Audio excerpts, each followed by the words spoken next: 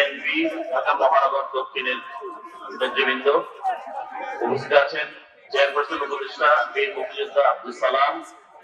ঢাকা মহানগর দক্ষিণের আহ্বায়ক রফিকুল আলম মজনু এমপি,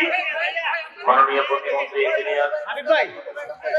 ইশরাক হোসেন এমপি, নির্বাহী কমিটির সদস্য হামিদুর রহমান হামিদ এমপি, ঢাকা মহানগর দক্ষিণের সদস্য সচিব তানভীর আহমেদ রবিন, যুগ্ম আহ্বায়ক হাদি মনির হোসেন এবং দপ্তর সম্পাদক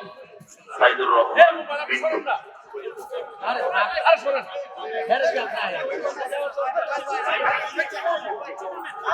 পুষ্পার্ঘ অর্পণ করছেন বিএনপি ঢাকা মহানগর দক্ষিণের নেতৃবৃন্দ।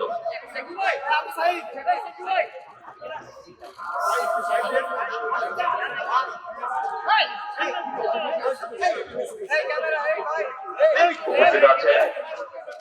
বীর মুক্তিযোদ্ধা আব্দুল সালাম, জনাব Rafiqul Islam Majnu MP, engineer Ishraq Hossain MP, জনাব হামিদুর রহমান হামিদ এমপি,